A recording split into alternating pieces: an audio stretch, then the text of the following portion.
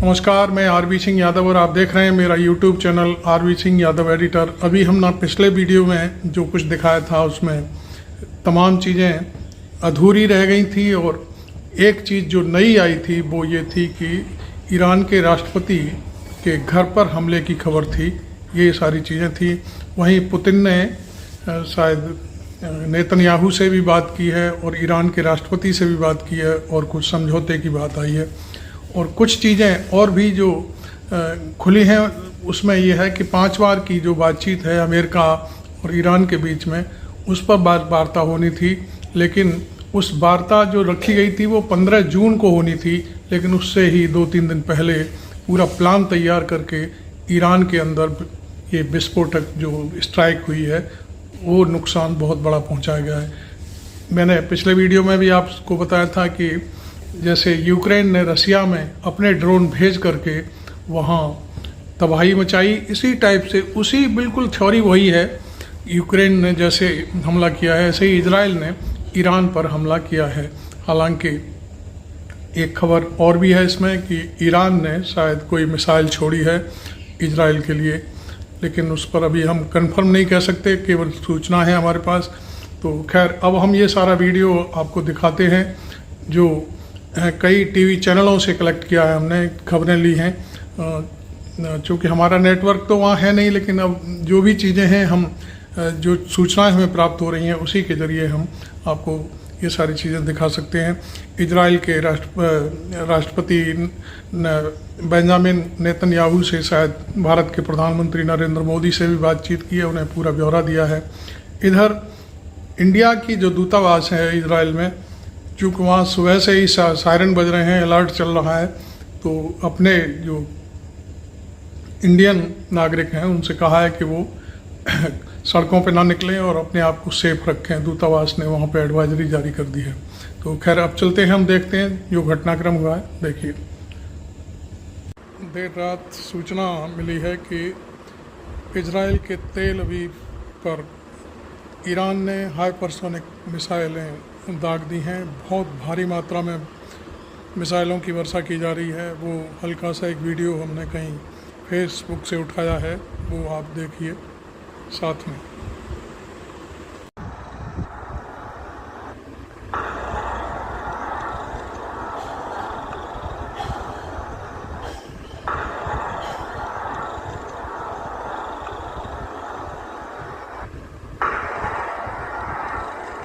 के मस्कत में अमेरिका और ईरान के बीच परमाणु मामले को लेकर छठे दौर की बैठक होने वाली है। मार्च में ट्रंप ने ईरान के सुप्रीम लीडर खामेनेई को पत्र लिखकर कहा कि अमेरिका ईरान के साथ परमाणु डील करना चाहता है। अगर ईरान के लिए यह स्वीकार्य नहीं है तो सैन्य कार्रवाई भी की जा सकती है। खामेनेई ने उनके इस पत्र के बारे में कहा कि अमेरिका हमें धमका रहा है, दुनिया को बहका रहा है। ईरान ने सीधी बातचीत से इनकार कर दिया, मगर अप्रत्यक्ष रूप से बातचीत के लिए तैयार भी हो गया। अप्रैल और मई के महीने में अमेरिका और ईरान के बीच 5 दौर की बातचीत हो चुकी है। 2018 के बाद दोनों देशों के बीच पहली बार इस तरह की बातचीत हो रही है। अमेरिका चाहता है कि ईरान अपने परमाणु कार्यक्रम रोक दे तो वह प्रतिबंधों में ढिलाई दे, लेकिन अब तो सारा खेल ही पलट गया। हमले के कुछ घंटों बाद डोनाल्ड ट्रंप ने बयान जारी कर कहा कि डील का विरोध करने वाले ईरान के सारे कट्टरपंथी मारे जा चुके हैं। मैंने उन्हें पूरा मौका दिया डील करने के लिए। कहा भी कि अमेरिका दुनिया का सबसे खतरनाक हथियार बनाता है। इस्राइल के पास काफी सारे उसके हथियार हैं, चलाना भी जानता है। डील नहीं होने पर जो अंजाम होगा उसकी कल्पना भी कोई नहीं कर सकता। ट्रंप के इस बयान से साफ हो जाता है कि इस्राइल के हमले से अनजान रहने की अमेरिका की बात दिखावे की है। बैठक से गाइडलाइन का पालन नहीं कर रहा है, परमाणु बम विकसित करने जा रहा है। इस संदर्भ में IAEA ने 20 साल में पहली बार आधिकारिक रूप से ईरान की निंदा की। कुछ घंटे के बाद ईरान ने कहा कि हमारी तीसरी फैसिलिटी तैयार है और हम एक्टिवेट करने वाले हैं। उसके कुछ घंटे बाद ही इस्राइल का हमला हो गया। किसी के परमाणु ठिकाने पर हमला करना साधारण बात नहीं है, उसकी संप्रभुता को चुनौती देने के समान है। अगर इससे ईरान भड़क जाता है और लड़ाई किसी भी मोड़ तक जा सकती है तो सवाल है कि क्या ईरान इसका बदला लेने की स्थिति में है। रिचर्ड मेडहर्स्ट स्वतंत्र पत्रकार हैं, ब्रिटेन में रहते हैं। उन्होंने एक्स पर लिखा है कि मैंने कई साल ईरान की परमाणु डील को कवर किया है। इसराइल द्वारा परमाणु ठिकानों पर किए जाने वाले हमलों और अमेरिका और यूरोपियन संघ द्वारा अनगिनत बार डील के उल्लंघन के बाद भी ईरान ने जिस तरह का धैर्य दिखाया है वो हैरान करने वाला है। इस मामले में अगर कूटनीति फेल होती है तो इसका दोष ईरान को नहीं दिया जा सकता। रूस enough highly enriched uranium for 9 atom bombs. 9. In recent months, Iran has taken steps that it has never taken before. Steps to weaponize this enriched uranium. And if not stopped, Iran could produce a nuclear weapon in a very short time. It could be a year, it could be within a few months, less than a year. This is a clear and present danger to Israel's very survival. 80 years ago, the Jewish people were the victims of a Holocaust perpetrated by the Nazi regime. Today, the Jewish state refuses to be a victim of a nuclear Holocaust perpetrated by the Iranian regime. Yes, sir.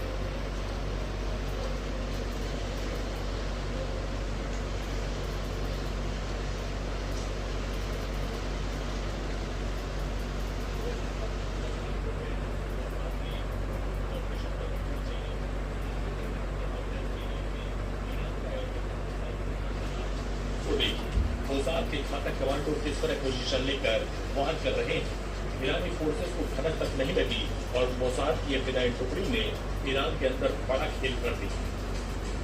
Iran की धरती, Iran पर ही वार।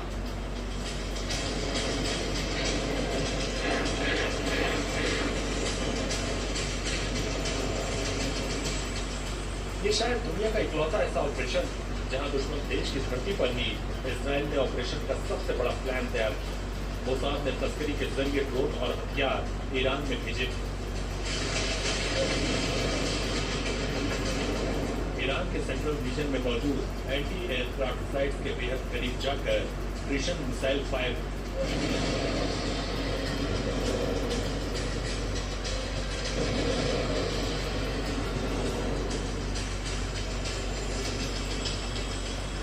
Operation rising line को अंजाम देने के लिए Israel काफी वक्त से तैयारी कर रहा था। इजराइल और अमेरिका का ये दावा कि ईरान सीक्रेट तरीके से न्यूक्लियर मिसाइल तैयार कर रहा, जिसका मकसद इजराइल में तबाही मचाना।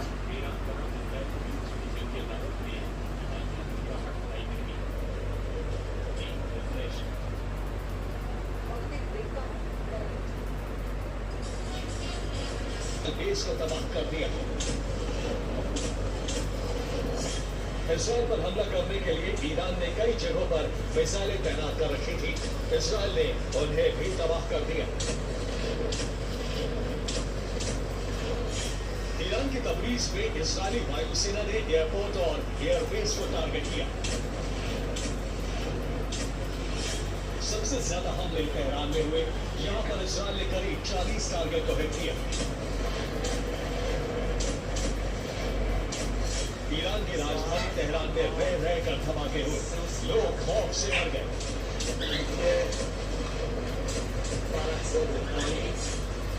एक के बाद एक कई मिसाइल धमाकों से करमान शहर ढह गया।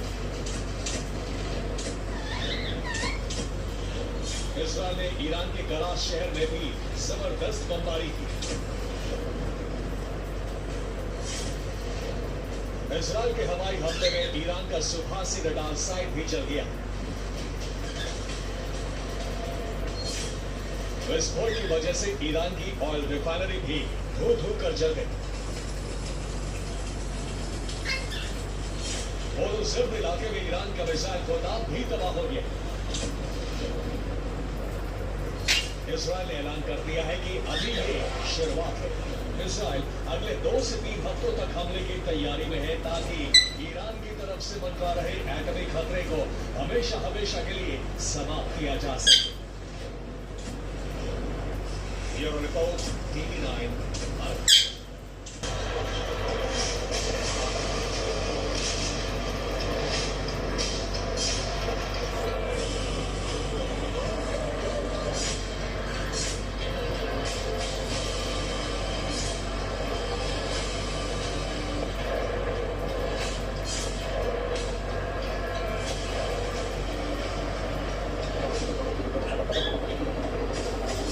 इस्राएल के ईरान पर हमले का मकसद साफ है।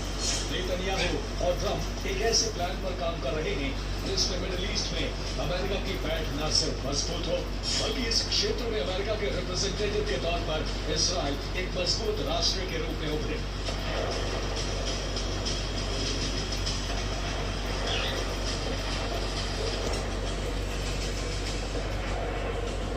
और ये तभी संभव है जब ईरान के न्यूक्लियर खतरे का अंत हो जाए।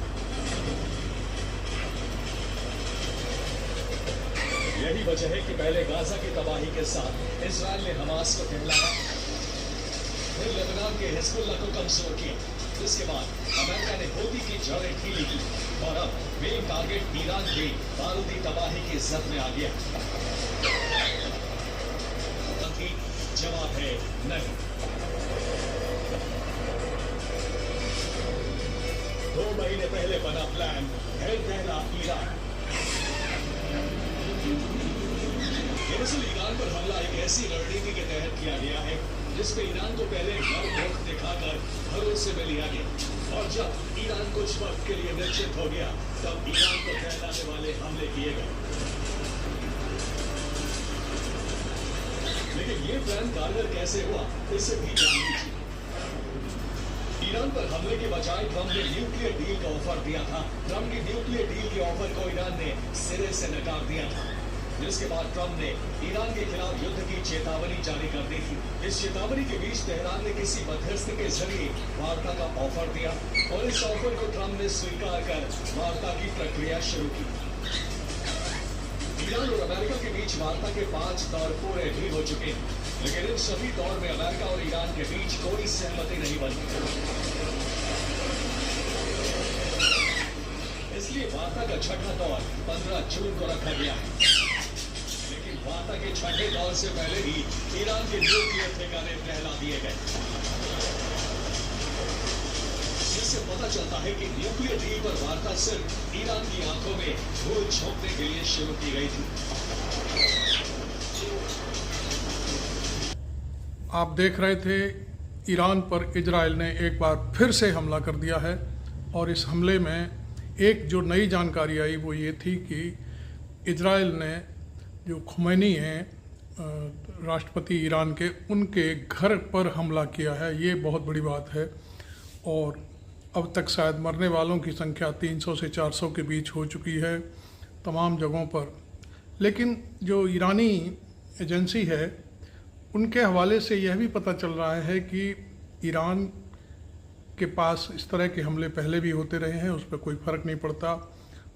ये ज़रूर है कि उसके तमाम साइंटिस्ट मारे गए हैं और जो 200 हवाई उड़ानों के ज़रिए उन पर हमला किया गया था, करीब 350 जगहों पर ये स्ट्राइक किया गया था, उसमें सफलता भी मिली है। लेकिन ये शायद भीतर से ही कुछ हुआ है, क्योंकि ये जो हमला हुआ है ये इजराइल ने अपनी धरती से नहीं, ईरान की धरती पर अपनी जो हथियार हैं उन्हें भेज करके तस्करी के ज़रिए वहाँ से ये हमले किए गए हैं ड्रोन के ज़रिए। तो ये अभी आपने पूरा ब्यौरा देखा, कई तमाम टीवी चैनलों के ज़रिए हमने जो चीज़ें देखी वो आपके सामने प्रस्तुत की हैं। खैर, आपको ये वीडियो दूसरों लोगों तक पहुंचाना हो तो इसे शेयर ज़रूर करें, और चैनल अभी तक सब्सक्राइब ना किया हो तो सब्सक्राइब जरूर कर लें। Thank you very much. मैं आरवी सिंह यादव।